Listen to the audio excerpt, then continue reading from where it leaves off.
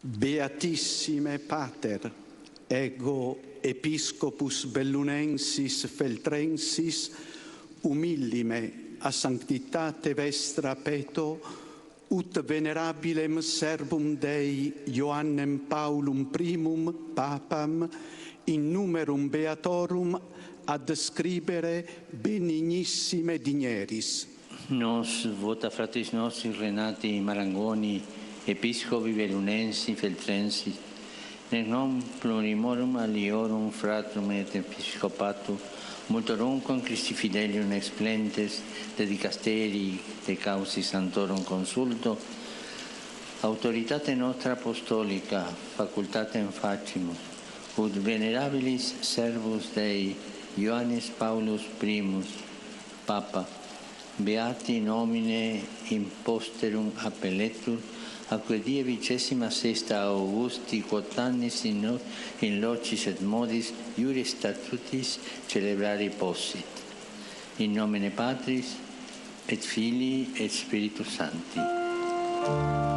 Sono trascorsi poco più di 10 minuti dopo le 10:30. La formula di rito letta da Papa Francesco eleva beato Giovanni Paolo I, un evento atteso da 19 lunghi anni dai fedeli presenti in piazza San Pietro a Roma per assistere dal vivo alla cerimonia e in contemporanea a Canale d'Agordo in piazza Papa Luciani davanti al maxischermo. Giovanni Paolo I sarà chiamato beato e ogni anno nei luoghi e secondo le regole stabilite dal diritto sarà celebrato il 26 agosto, giorno della sua ascesa al Soglio di Pietro nel 1978.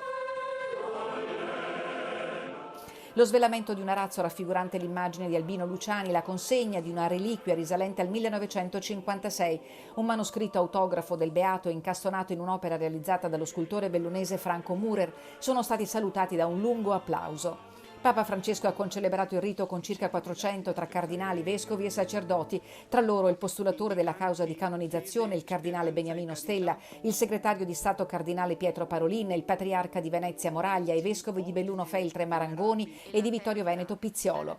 Alla celebrazione erano presenti il capo dello Stato Mattarella, il ministro per i rapporti con il Parlamento D'Incà, il presidente della regione Veneto Zaia e il presidente della provincia di Belluno Padrin. Nella sua omelia Papa Francesco ha spiegato che Papa Luciani ha vissuto nella gioia del Vangelo senza compromessi, amando fino alla fine, incarnando la povertà del discepolo, pastore mite e umile, seguendo l'esempio di Gesù. Dopo l'Eucaristia e prima della benedizione, il Santo Padre ha rivolto un pensiero ai fedeli. Saluto tutti voi pellegrini, in modo speciale i fedeli di Venezia, Belluno e Vittorio Veneto.